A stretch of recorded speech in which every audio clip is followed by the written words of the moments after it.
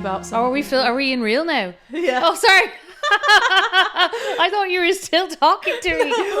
We are on. We are drinking tea, by the way, if anyone is wondering. But guys, welcome to episode 3 of first season of Nighthawks. You guys, give us a discount. We're, just maturing to the process of podcasting at this stage. Yeah. So episode 3, we're getting the hangs of it now. And I'd say, I feel as though, maybe, I don't know, I'm used to kind of like record with someone else, which is kind of weird, a different interaction for me because I usually record by myself. So it's actually quite cool. I'm used to talking at you, but at loads of other people, which is interesting. So, I can talk the ear off someone else. That's good. Yeah. So guys, we are pre-recording this, as you know, for this first season, just because we don't want to kind of promise things that we can't deliver. We want to be consistent. And then we'll just leave it. The podcast, really, we'll just like never touch it again. Yeah. I mean, I mightn't even exist next week. Who knows? So for this first season, we wanted to be consistent. So basically for you, this will probably be somewhere in a couple of months ahead. And for us, it is January. Now, January brought changes. Sarah, you're doing a dry January? Yeah. It's fine. Yeah, God, I think it actually sounds really bad, but obviously I'm Irish, so I'm a raving alcoholic most of the time. Sadie's Blue Monday becomes every day's a Monday. Every day is Monday. Actually, to be honest though, no, it's pretty good. I definitely feel that it's having a nice calming effect. My partner and a couple of friends are also doing it. Oh, really? So I'm wondering, something must have just tipped us over the edge over Christmas. We all kind of woke up and said, nah, we'll leave that for a while. I know someone who was tipped nearly over the edge this Christmas. Oh, do tell me more. Me. Oh! No, I think I didn't really acknowledge that it would be this kind of a pressure to put things like, to make things happen. And so like, and because I am a perfectionist, I won't do it just because. Yeah. I will want to do the best thing, and I'll be like there worrying about the detail of like, a dish or something that I'm just like there.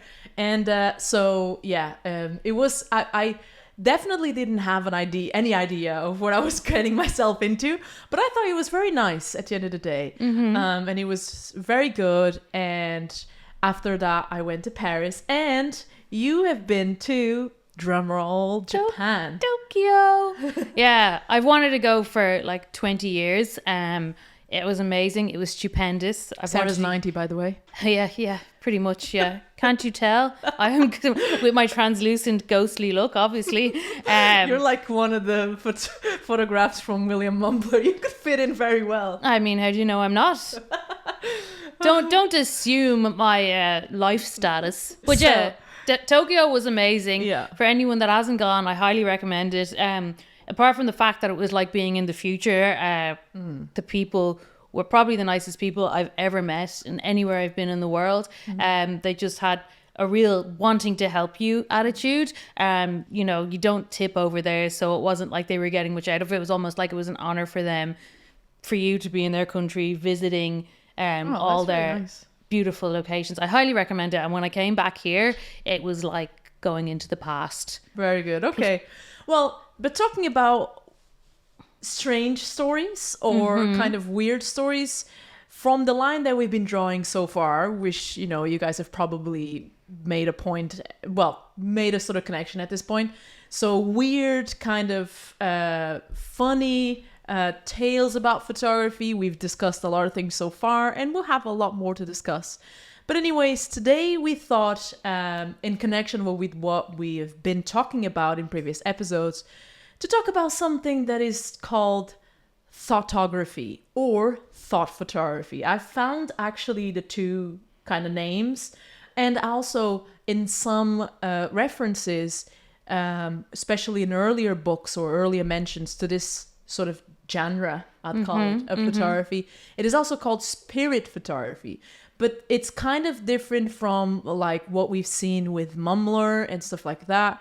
It started more or less around spiritualism, but it it sort of distinguishes itself from spiritualist photography and what we've seen so far, because it's more concentrating on the human mind and kind of like basically, I think, projecting images, the ability of projecting images onto a surface. Yes. Right? Yeah. I mean, I guess when you're talking about spiritualism and then what we're talking about today, thoughtography, they're mouthfuls. I know, oh my God, I am trying my very best. Yeah, I mean, spiritualism and thoughtography, although they're not, linked together per se, but they are around the same time. I think people were into mad stuff at the beginning of the last century and kind of late 19th century. Yeah. I mean, they're into madder stuff now, but if you think about it as well, it was around the same time as the Surrealist movement in art. So I think definitely there was people... There was a tenuous link maybe, but there was some kind of... People were thinking outside the box. Yeah. I think people were starting to maybe question things more, question the afterlife, question stuff about religion. And then it just seemed like, the perfect mixture the perfect recipe for all these weird things to sprout up, particularly when you're coming at a time of technology developing and everything like that. That's true. I always find it funny that, and you'll see through the examples that we'll be talking about and the time frame where they kind of insert themselves. It's all very connected to times and spaces where there's a lot of new technology around per se. Yeah. And so people are very fascinated by the advent of new things and kind of like pulled by that curiosity of like, because we now have certain instruments and tools that we didn't have before, does that mean we can then capture kind of what is not there? And I think that's where today's episode is gonna fall into that category. And well, I did some kind of, I think we usually for episodes we do a bit of research kind of separately, so then we can combine forces and discuss what we've found out. And I found out a few interesting things about thoughtography. What I found out, one of the first earlier examples of thoughtography was actually so basically from my research, I decided not to go very much into the Japanese sort of side of this story, because there was a lot of research by actually very notable people, and you'll see throughout the episode that this type of field is very connected to magicians, to mediums, spiritual mediums in this case. But in Japan, you actually had university professors, and this not to say that it didn't happen in other countries, it would happen later on, but I think the Japanese are very interested in exploring this side, and it coincided with a time where spiritualism in Japan, it was kind of like a new wave of spiritualism in Japan. But anyways, we just didn't do a lot of research into that, because I think we are sort of like Westerners, and it would be easier for us to talk about more Westerner kind of culture-wise, which is where we insert ourselves. That doesn't mean we won't be touching on things that aren't part of our culture, but for us to understand fully the scope or perhaps the point of view. Yeah, and just seeing, how Westerners butcher everything that lands on their lap. Yeah. And so I think the first example that I came across was someone named Eva Carrière. She was French, right? Carrière. Oh, okay. I think so. I mean, it's spelled the same way as Carrière. Maybe the French in the audience can tell us who got it more right. I just felt like saying it. Yeah. Rolls off the tongue. Yeah. Carrière. Carrière. Meaning career. Career. Gotcha. And Eva, what does it mean? It's just Eva. I know.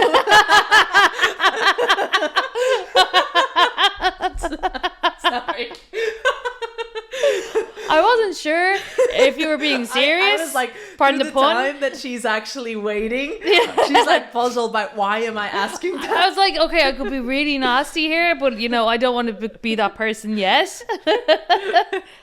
Okay, so yeah, we found out a little bit about Eva. So our good friend Eva, she was born Marthe Barou. Hopefully I didn't completely butcher that.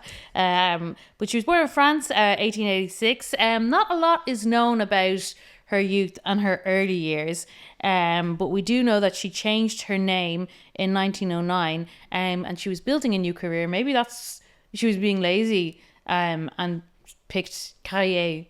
Yeah. Because it was just like Eva, like Eve, the first woman, Carrière, career, new career, something like that. I don't know. That might end up on the cutting room floor.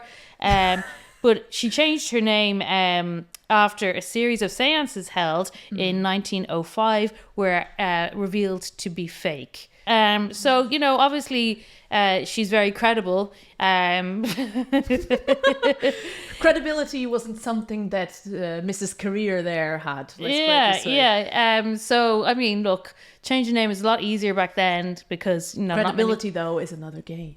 Absolutely. So she returns to France and she decides to do a collab with her partner Juliette Bisson.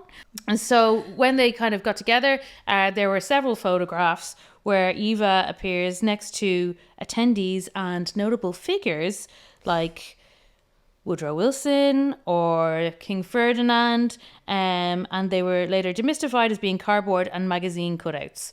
What the hell? I know. What I think is, okay, this is very complicated because we're talking about a stratosphere that is just something else. So if I can't see it with my eyes, why would a camera be able to capture it? A normal camera, I mean, it's not thermal, it's not anything like that, it's not fancy schmancy like we see in all those like Ghostbuster type of movies and whatever and shows. So it's like, what makes you think that a normal camera with normal, like, you know what I mean, procedures, like, that doesn't capture ghosts or other things, thoughts or whatever, on other occasions, would capture something that you're not seeing yourself in the real life flesh, but the camera's there and it's capturing it? I mean, because I think it's a bit people at the time, I mean, it's I know, of course, a new medium, and that when you can't explain something, if you think about it, even when you see something in a film and it's not explained, you're like, oh, it must have been magic. Yeah. I think it's just because maybe I'm too skeptical of things. Not in general. I'm quite open-minded with things. But I think, like, generally speaking, if you're going to talk about something to me that it sounds somewhat impossible, I will be asking a lot of questions. Not because maybe I'm not trying to drag people down or anything, but because I'm genuinely curious as to how. So I think I mean, if I went to one of the sessions of this poor lady, I'd be like, but hold on a minute. How did you just like, what? And like, I'll be ended up like being kicked out or something. Well, I'm surprised about that because that was, you know, they're not going to be focusing on you because... Yeah, I know. We have to mention that she's going to... This woman, all her kind of events were sexually charged. So here she is. So I've heard. In the full nip. Might that have something to do with why she was quite popular? I don't know. This fame, from what I could gather, wasn't something that would last. Because, guess what? She would be also unmasked as a fraud. Yeah. And fortunately, even though there were people that really liked to defend her, right? Like, it's crazy, but you always have people that love you and people that hate you, I suppose. I mean, talking of lovers and haters, one of the lovers was Albert von Schrenk-Notzing. I really hope I haven't offended anyone. You have butchered that one. I have absolutely butchered it. Do you want to give it a go? No. Albert von Schrenk-Notzing. No, I'm not giving that one a go. I'm sorry. He was a physician and a psychiatrist whom, through a series of tests devised between 1909 and 1913, convinced himself that Eva was genuine. He ended up publishing a book on the subject, Phenomena of Materialization, and he went into more detail about why he believed her and felt that she was genuine. He was very, from what I could gather, very interested in the things of the mind, but also very kind of like, you know, someone who likes to be just and fair and etc. So I just think he maybe was puzzled about the whole thing, and because he couldn't explain it, he just thought it would be a phenomenon. This book is actually available online. It's linked on the show notes, I believe, where I make a mention there on the show notes if you guys want to check it out. because I think it's really interesting to read some passages. At least I've done it, and I was just, well, I have to say there was a lot of context I didn't have, but I thought it was very interesting.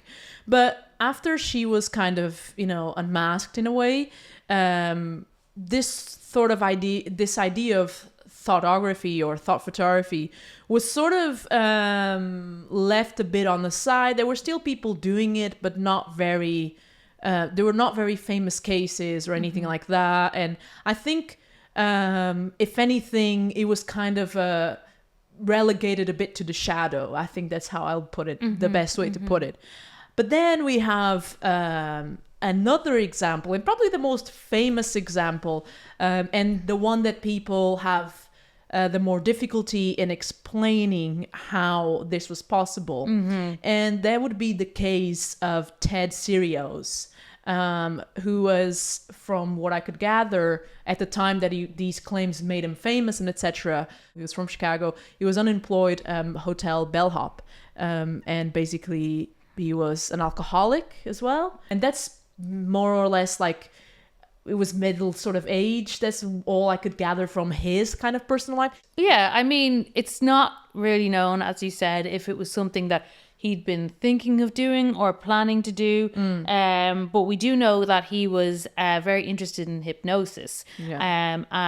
The notion of telekinesis, which of course is being able to make things happen with your mind. Gotcha.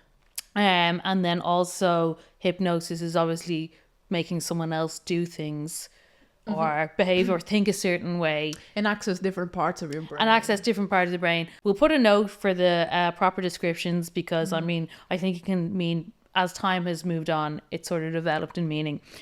While he was performing a hypnosis session, he realized his very, very unusual ability to burn images onto film.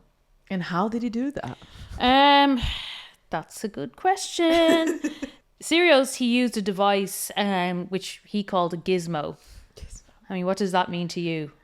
That to me reminded me of the Gremlins. I know, Gizmo's the cutest thing. He's like the only one that doesn't turn really like skeletal and evil. God. He's the only one that's not like, a drug addicted gremlin. How does one get to that state of mind? Or you invent these things, you call them like kind of far-fetched names. Are you talking about Ted or the film? Ted. All right, I thought you were talking about the film. No, I mean the film, yeah, but I think Ted is a whole different case. So basically, the way Ted would create his photographs would be, which is why this is interesting, because if this would be, if we're talking about a 35mm camera at the time, so we're talking about less in the 60s, it'd be easier to pinpoint that perhaps the roll was we're talking about double exposures, because some of his pictures came out black or white or totally white, and then some of his pictures had just like kind of parts of his body, which you'd expect because he'd be basically pointing the camera at his like forehead, and he'd just do movements but we're talking about a Polaroid camera here, and the way it would be set up, he wouldn't touch the camera or anything. Although I watched an interview with someone whose name I can't remember right now, but I'll probably make a note of it in the show notes or something. And this gentleman described that Serios worked with marked Polaroid cameras and marked film. And he would be sometimes in like at a distance. He would not even touch the camera. He would just they would put, I think, the gizmo onto the lens. Yeah. And then just kind of like have it like this. I mean, and the gizmo is basically, from what I understand, is like a tube, like a toilet roll holder kind of thing. Like I said, some of the pictures came out, he would call them blackies because they were kind of very dark. And then some of the fully white ones would be called like the whiteys, I think. Yeah. And then you'd have like the photographs that worked out where you had images of places and kind of really random stuff, which you'd assume it makes sense, because if your thoughts, my thoughts, everyone's thoughts are kind of random, and they switch off very fast. So I think it makes total sense that it'd be like random stuff. But people were very skeptical of this, of course, and sorry for interrupting the episode here, guys and gals. I just wanted to make a very brief mention to MPB. MPB is the sponsor of this podcast, and MPB is the largest online platform where you can buy, sell, or trade your used photography and filmmaking equipment. Now, for this month of March, we have teamed up with MPB and we are offering a exclusive code, and the code is Nighthawks. So if you go to mpb.com and you're selling to MPB during this month of March, you can put on the code Nighthawks and they'll give you a 5% boost on whatever you're selling, on the total value of what you're selling.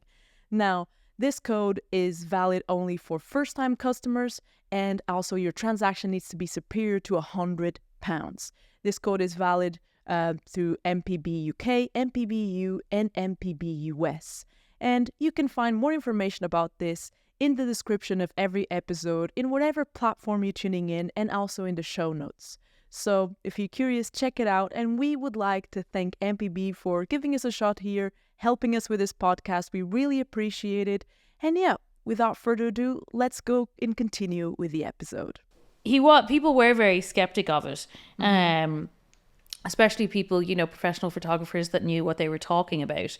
And they suggested that almost he was doing some kind of trickery. As you see magicians do all the time. Yeah. When you're trying to guess how they do a trick. I can't remember the name of that show. We might link it. Oh, yeah, okay. But basically it's kind of called sleight of hand, isn't it? Yeah, it's like a... kind of like to divert your attention to something that they're doing, to hide it out, or to maybe like... just sort of kind of create an illusion. Yeah. So that's what people thought that he was doing. But then that still doesn't explain how the images would appear on Polaroid film. Basically, the way this is an interesting case, at least for a lot of people that are trying to make sense of it, is because we're talking about Polaroid film. We're not necessarily talking about like the general rule of film, which we all know we can... this is what we thought it would be happening with Mumbler, the double exposures. Yeah, now here, is it like, could we probably have previously exposed Polaroids that he would then, because think about it, why else would he work with marked cameras and marked film? I think personally that it was the same kind of trickery that magicians use. I mean, we've all been to magic shows. I have a friend that's a magician. But where would he take the Polaroid from? Because the Polaroid was coming from the camera. So, like, did he kind of... Reused. Yeah, reused it. Yeah, that's what I think. But I'm not entirely sure. Maybe when we're editing this or something, we can add, like, more research notes or something. But I really couldn't find if you can actually... And maybe if you guys know in the comments, let us know. Or if you're listening to this, drop us, like, an email or, a message on our Instagram and etc. Because I'm not really sure. And obviously, I'm a photographer, but... I don't know everything.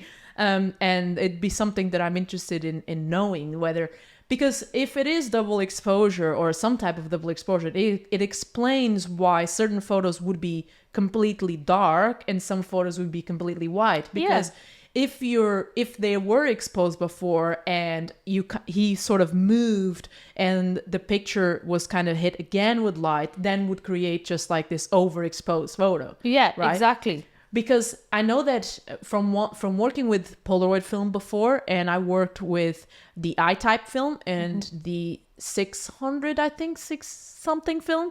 So I apologize, people. Like I said, I'm not a big Polaroid connoisseur. But from working with those films, I know that they weren't very stable. Sometimes they would have like these weird shifts. And I think that's the beauty of Polaroids as well, and instant photography. But still, like...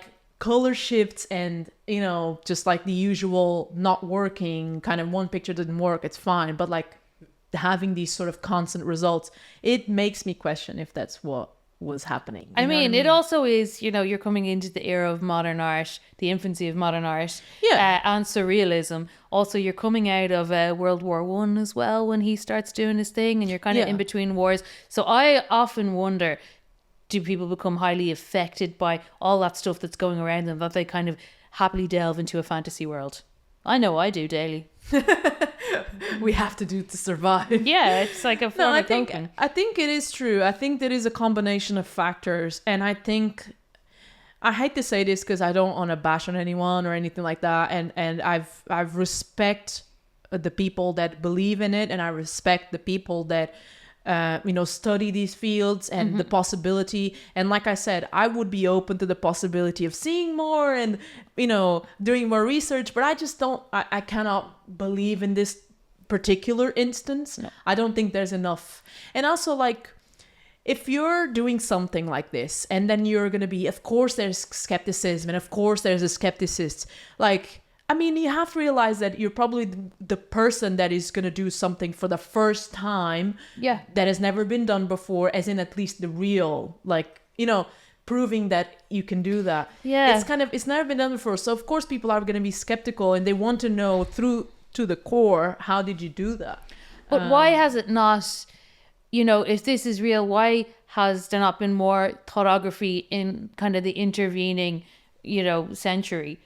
Yeah, that's a very good point. Why has it not developed in the same way other technologies developed in other photography, whether you're talking, or other technology, including, phones, computers, cars? Yeah, I agree. Why has that not developed in any way? And surely someone would have picked up on it and developed it. I mean, maybe that's what's happening with AI. Who knows? Imagine a world where thoughtography is actually a thing. Imagine the uses. No, Your Honor, this man is guilty. I have taken a picture of his thoughts. I know for sure that he committed that crime. But like, what are the limitations going to be? Because like, if you do have a murderer, he might not even, if he's a complete psychopath, he might not even be thinking about that. He might have put that murder out of his head, and now he's thinking about getting a Burger King or something. What about imagination? Oh yeah, Jesus. Your thought might not be real, but you can imagine a thought, and therefore that does not make it real. So that would be an interesting world where we had the thought police. I know of this movie, and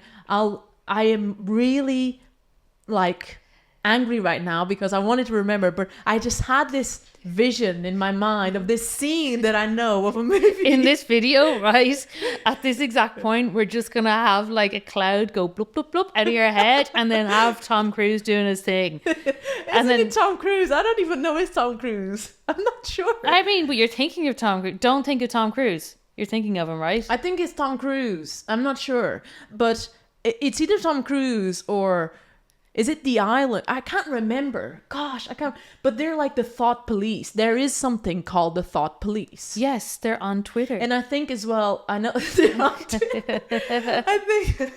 I think as well, I'm not too sure, but I think it was in Fahrenheit 451 that Ray Bradbury, the writer, I think, oh my God, if this is not true, I am so sorry. But I think he did write about like some type of thought police in a sort of dystopian world, because that book happens, like it takes place in a dystopian world. If you guys haven't read it, it's really cool. They've made a movie back in the 60s, about this time that we're talking about. François Truffaut made a movie, I think, of this book, and the book is really, really cool. Basically, the premise is like, the world is kind of there's not a lot of freedom, and I think there's like an index of books you can't have, and they're burning books, and like it's very, very interesting, but like in the 60s with the 60s kind of visuals. But yeah, so we've been on this big rant now. I can't quite remember where we were, but I think we were discussing the possibility of a world where thought photography was a thing. There would be two fields where I think thoughtography would be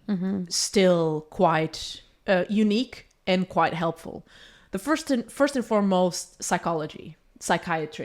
I think sometimes in order to understand their patients, and this is why I believe all these examples that we've been talking about, it's not at random that a lot of various psychiatrists and psychologists were interested in this field. Because I think if you're treating someone or helping someone in a certain way, I think it would be a powerful tool for a psychiatrist or psychologist, like I said, or therapy of some kind, to do with mental health and mental, conditions or whatever, to be able to see exactly what people are thinking or how they're seeing things. I think that could be one. And then the next one would be, for me, more an artistic way. I think more an artistic type of expression, where you could have people that are photographers that go into more like avant-garde sort of photography, or painters, expressionists of some sort, that would use photographs, as kind of like part of an exhibition or part of their work. I think it could be a thing only in these two fields for me right now. Maybe if I give it a few more instances to think about, I'll probably come up with another use. But I think like it would be especially very helpful, I would think, from a psychiatry point of view. Absolutely. And I definitely think as well, when you're thinking of maybe other illnesses like dementia or Alzheimer's, maybe being able to understand what that person is experiencing. Exactly. Because obviously, no one has come back from diseases like that. So it's hard to know what's going on in their head. You can only guess with how they're acting and kind of, putting it to textbook. That crime solving, perhaps. I know we kind of said, well, psychopaths can probably change what they're thinking of if they know that their mind being read. Something. Yeah, absolutely. And then I have a feeling like some tacky talk show would start up and be like, has your man cheated on you? Yeah. Let's read his thoughts. Put him in the thought booth. But then, I don't know. There's so many questions in terms of how ethical things are. Like, if you can use thoughtography, do you have to sign it off? Can you get a VPN between, your thought and the outside world? Maybe you can send it to someone else's brain and their thought could come out like a nun's thought rather than your dirty mind. I don't know. I don't know. It'd be an interesting thought. Another thing I could thought of as well is psychoanalysts using your dreams for dream interpretation. Oh yeah. They could take like thoughtography or thought photography doesn't imply that you have to be conscious of it. Like there could be someone using a gizmo to I'm just saying the gizmo because I think if this were a technology, I probably would think it would have another name. Anyways, they could use something where you were asleep and they could examine your thoughts. Again, this could be like to track someone, to understand more about how dreams work. Yeah. I think in the field of medicine and in the field particularly of connected to mental health, I think it'd be extremely helpful. Yeah, I think so. But then again, I think, if you've ever gone through kind of mental health care, there is the stigma there, and perhaps there'd be a fear over what someone might see, over what someone in the mental health field might see. If they're reading your thoughts, they might go, right, you in for 6 months, in for a year, because that isn't right. Because when our thoughts, they're so random. They're not tangible. Like, how would you be able to understand a thought? Yeah, but I think in that case, like with any other new technology that has come into the field of medicine, for instance, or into the field, a more abstract field such as psychiatry, in the sense because we're not dealing with like, people can see through you and they know exactly where your wound is or whatever. I think there would have to be some type of code, ethics, and kind of like a rule sort of, maybe some laws imposed to be able, so that doctors in this case would be able to use and perform sessions of thoughtography with their patients. And I think, there's always that thing as well of between doctor and patients and what is confidentiality. Called, confidentiality. So I think that would also come to play, and you couldn't simply just be like, oh, I see what you're doing. I think you'd have to use that for treatment and try and use it to the best of your ability as a professional in a professional sort of landscape. Yeah, it would get abused like everything. I think so too, but I think I'd like to think of like a world where thoughtography could be useful. I mean, yeah, but that's kind of my point. We're speaking about it as if it was a real possibility. We're thinking about the advantages of it and who it would help and how it would help. Whereas Ted Serios, I mean, what was he going, oh, this might help solve this murder. Oh, maybe we can see what's wrong with Mrs. Smith down the road because she keeps, smashing people's windows. I think he was just doing his thing.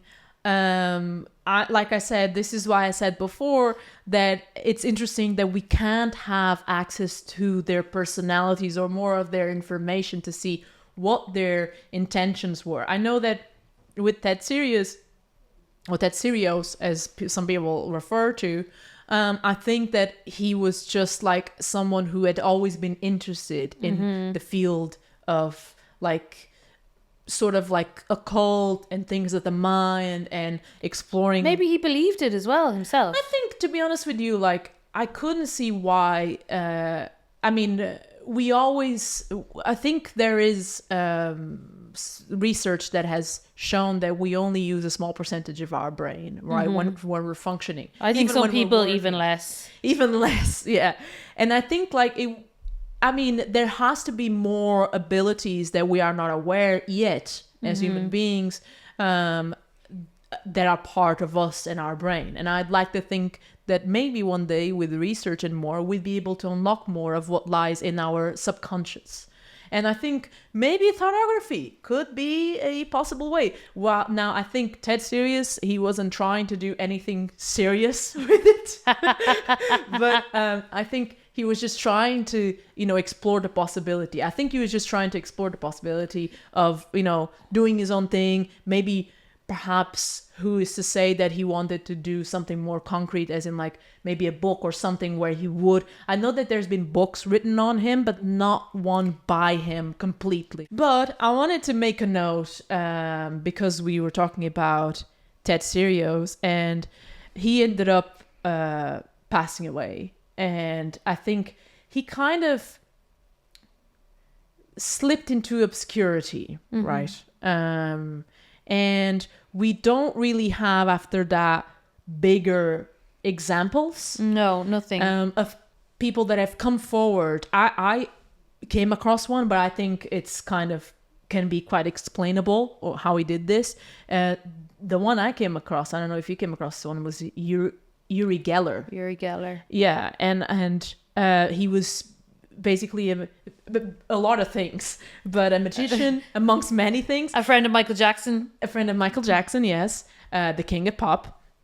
And is it king of pop? Or yeah, because Elvis was the king of rock and roll, right? Yeah. Yeah, I just want to make that straight.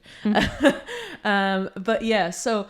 And basically he used a 35mm camera in a lot of his performances, but people do believe that his thoughts, and sometimes he would capture photos without a lens and photos with like the lens cap on and etc., which I think it makes me think, that it would be double exposures. Personally. 100%. Personally. I mean... Yeah, and like now you can't even trust anything anymore because everything is photoshopped to hell. Don't trust anyone. Yeah. Do you have any Sadie facts for tonight? I was kind of intrigued to see, was there any classes or anything about thoughtography, and was it kind of a genuine thing? But I did find a book by, and I hope I don't butcher this name again, Chintan Raval. And there's a book, apparently it was published last year. Oh! Thoughtography Revealed, Techniques and Tales of Mental Photography. And it takes you on an enchanting journey into the enigmatic realm of thoughtography, delve into the history of the phenomenon, from its earliest pioneers who dared to bridge science and the supernatural to the modern explorers pushing the boundaries of human potential. I know what's going to be on my reading list for next month anyway. Okay, fair enough. I'm trying to read more as well, so maybe I'll add that to my list.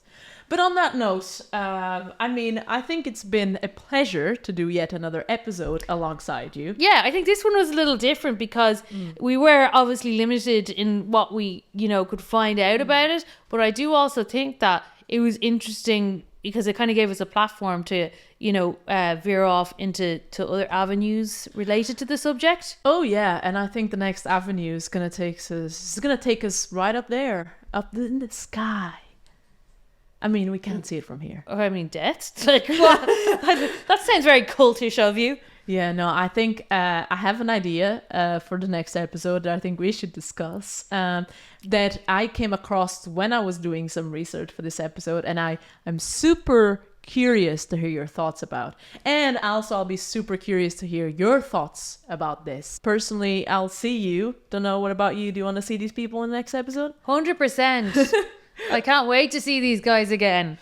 And interested to hear your thoughts. Okay, so please keep them coming. In the next episode, take care, stay safe, keep, tuning in with the channel and other stuff, and, with listening on Spotify and all those things. I'm sure we'll bore you with that in the description and etc. And yeah, it's been all. So, peace. Slán.